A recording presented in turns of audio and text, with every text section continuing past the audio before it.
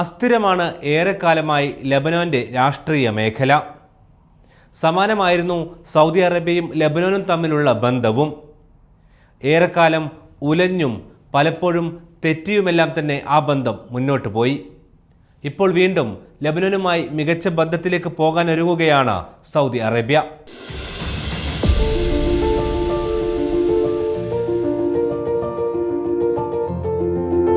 പേരിന് തന്നെ 4000 വർഷം പഴക്കമുള്ള രാജ്യം.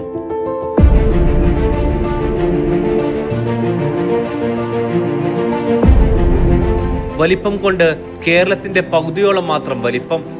കിഴക്ക് സിറിയയും തെക്ക് ഇസ്രായേൽ എന്നിങ്ങനെ സങ്കീർണമായ മേഖല. ബെയ്റൂത്താണ് തലസ്ഥാനവും ഏറ്റവും വലിയ നഗരവും. 1943 സ്വാതന്ത്ര്യം നേടിയ ഈ രാജ്യം ഫിനീഷ്യൻ സംസ്കാരത്തിന്റെ പാരമ്പര്യമുള്ളതാണ്. ഭൂപ്രകൃതി മലനാടുകളും വയലുകളും നിറഞ്ഞതാണ്. എന്നുവെച്ചാൽ കാർഷിക സമൃദ്ധിയുള്ള നാട്.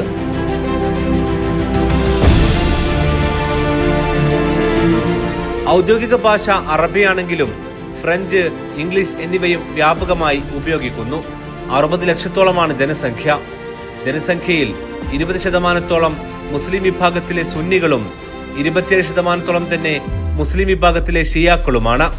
21% മാരനൈറ്റ് ക്രിസ്ത്യൻസും 8% ഗ്രീക്ക് ഓർത്തഡോക്സ് വിഭാഗക്കാരും 5% ദ്രൂസും ഈ മേഖലയിലുണ്ട്.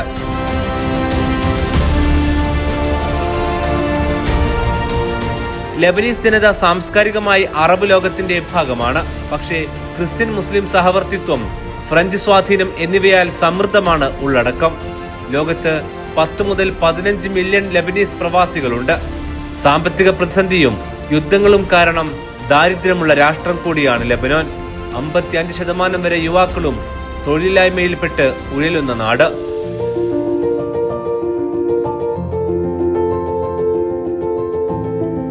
ലെബനോനിന്റെ ഭരണകൂടം പാർലമെന്ററി റിപ്പബ്ലിക്കാണ്. 18 സമുദായങ്ങൾക്കിടയിൽ അധികാരം വിതരണം ചെയ്യുന്ന സംവിധാനമാണിത്.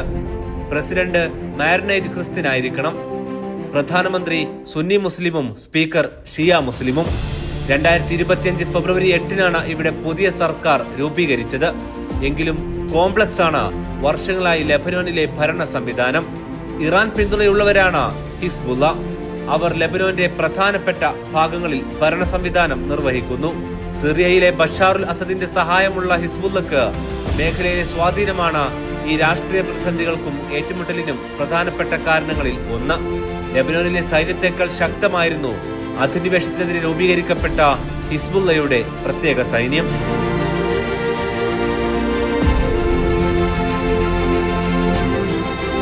ഇത് ലെബനോൻ രാഷ്ട്രീയത്തിൽ ഇടപെടുന്ന രാഷ്ട്രങ്ങളുമായി അവരുടെ താൽപര്യങ്ങളുമായി ഏറ്റുമുട്ടിക്കൊണ്ടിരുന്നു.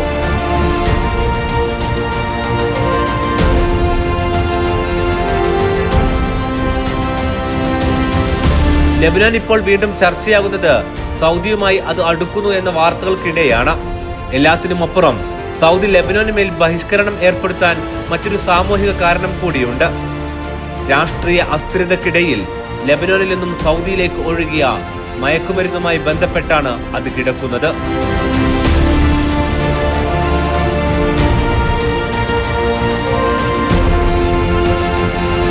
അതിർത്തികൾ അടച്ചതോടെയാണ് മയക്കുമരുന്ന് തടയാൻ സൗദി അറേബ്യക്ക് കഴിഞ്ഞത്. നവംബർ 25 ലെബനോനും സൗദിയും ഒരുമിച്ച് 17 കിലോ കൊക്കൈൻ, 11,200 കിലോഗ്രാം ഇതര മയക്കുമരുന്നുകൾ എന്നിവ സൗദി അതിർത്തിയിൽ തടഞ്ഞിരുന്നു. ഇത് വിജയകരമായതോടെ സൗദി ലെബനോനുമായി കൂടുതൽ അടുക്കുകയാണ്. സൗദി ലെബനോൻ ബന്ധ ചരിത്രമാണ് ഇനി നോക്കുന്നത്.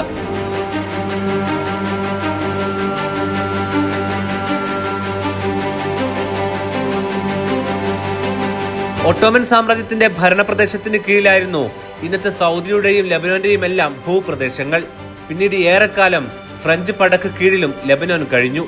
അന്നുണ്ടായതാണ് ഇന്നാട്ടിൽ ഫ്രഞ്ച് ഭാഷാ സ്വാധീനം.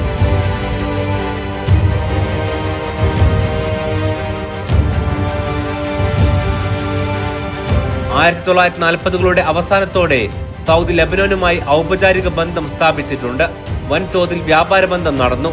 2006 ഇസ്രായേൽ ഹിസ്ബുള്ള യുദ്ധത്തിന് ശേഷം മാത്രം $15 ബില്യൺ സൗദി സഹായം നൽകിയത്. പുറമെ ലെബനൻ സെൻട്രൽ ബാങ്കിൽ $10 ബില്യൺ നിക്ഷേപിക്കുകയും ചെയ്തു. എന്നാൽ ക്രമേണ ഇറാൻ പിന്തുണയുള്ള ഹിസ്ബുള്ളയുടെ ഉയർച്ചയും സിറിയൻ സ്വാധീനവും സൗദിയെ ലെബനോനിൽ നിന്നും അകറ്റി.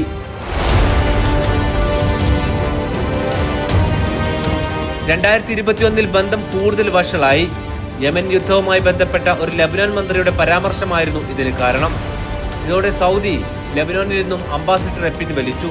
രാഷ്ട്രീയ അസ്ഥിരത വളർന്നതോടെ സൗദിയെ കാത്തിരുന്ന ഒരു അപകടമുണ്ടായിരുന്നു. മയക്കുമരുന്ന്.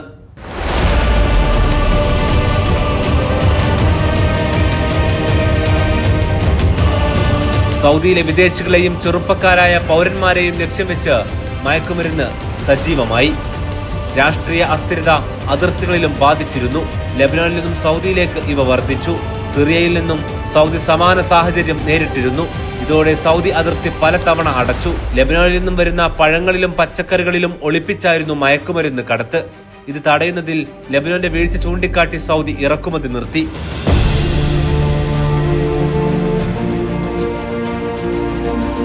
ഇതോടെ ലെബനോൻ സാമ്പത്തികമായി ഞെരുങ്ങി.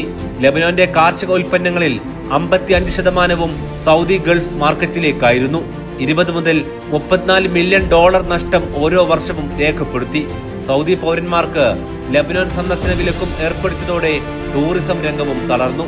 ഇതിനിടയിൽ പ്രതിസന്ധി പരിഹരിക്കാൻ ആ ഭരണകൂടം ശ്രമിച്ചിട്ടുണ്ട്. ഇതോടെ 2022 സൗദിയുടെ അംബാസിഡർ അവിടെ തിരികെ എത്തി. പക്ഷെ ഉൽപ്പന്നങ്ങളുടെ നിരോധനം തുടർന്നു.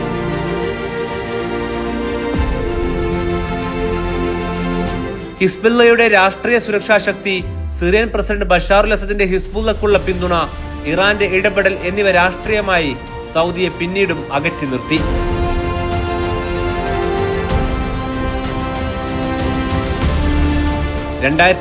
ന്റെ അവസാനത്തോടെ ലെബനോനിലെ സാഹചര്യം മാറി. ഇസ്രായേലുമായുള്ള യുദ്ധത്തിൽ ഹിസ്ബുള്ള ദുർബലമായെന്ന് സൈനിക രംഗത്തുള്ളവർ ചൂണ്ടിക്കാട്ടുന്നു. ശക്തമായ ഭരണകൂടം ലെബനോനിൽ ഇല്ലെങ്കിൽ സുരക്ഷാ ഭീഷണിയാണെന്ന് സൗദി കരുതുന്നുണ്ട്. ഇടക്കാല ഭരണത്തിന് ശേഷം ഇപ്പോൾ സൗദി പിന്തുണയുള്ള പുതിയ ഭരണകൂടം ലെബനോനിലുണ്ട്. 2025 ജനുവരി 23 സൗദി വിദേശകാര്യമന്ത്രി ഫൈസൽ ബിൻ ഫർഹാൻ രാജകുമാരൻ ലെബനോനിൽ എത്തിയിരുന്നു. 15 വർഷത്തിന് ശേഷമുള്ള ഒരു സൗദി വിദേശകാര്യമന്ത്രിയുടെ സന്ദർശനമായിരുന്നു ഇത്.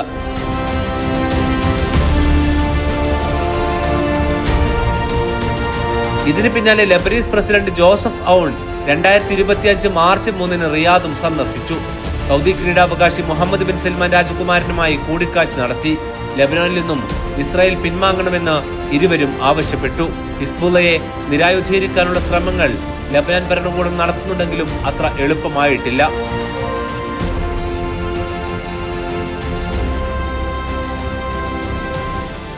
ഇപ്പോൾ 2025 നവംബർ ഡിസംബറിലായി സൗദിയും ലെബനോനും കൂടുതൽ അടുക്കുകയാണ്. ഡ്രഗ് സ്മഗ്ലിംഗ് ഒന്നിച്ച് പ്രതിരോധിക്കാനായെന്നാണ് വിലയിരുത്തൽ. ഒപ്പം ലെബനോന് മേലുള്ള ഉപരോധം നീക്കാൻ സൗദി പോകുന്നു. 2016 മുതൽ 2020 വരെയുള്ള കാലയളവിൽ സൗദിയിലേക്കുള്ള കയറ്റുമതി $200 മില്യൺ ആയിരുന്നു. 2021 ശേഷം അത് 124 മില്യണിലേക്ക് കുറഞ്ഞു. ഉപരോധം പിൻവലിച്ചാൽ കാർഷികം, വ്യവസായം എന്നീ മേഖലയിൽ ലെബനോന് നേട്ടമുണ്ടാകും. സൗദി അറേബ്യ US പിന്തുണയോടെയാണ് ലെബനോനെ സ്ഥിരതയിലേക്ക് നയിക്കാൻ ശ്രമിക്കുന്നത്. ഏതൊരു വിഷയത്തിലും സമീപകാലത്ത് സൗദി എടുത്ത നിലപാടുകൾ സാമൂഹിക സാമ്പത്തിക സ്ഥിതി കണക്കിലെടുത്തുള്ളതാണ്. സമീപ രാഷ്ട്രങ്ങളും അയൽപ്പക്കക്കാരും സ്വസ്ഥമായിരുന്നാലേ പുതിയ സൗദി എന്ന സ്വപ്നത്തിലേക്ക് എത്താനാകൂ എന്ന് കിരീടാവകാശിക്കും അറിയാം. അതുകൊണ്ടാണ് ഇറാന് കൈകൊടുത്തും യമനെ സഹായിച്ചും ഫലസ്തീന് വേണ്ടി സംസാരിച്ചും ഇപ്പോൾ ലെബനോൻ വരെ എത്തി നിൽക്കുന്നതും.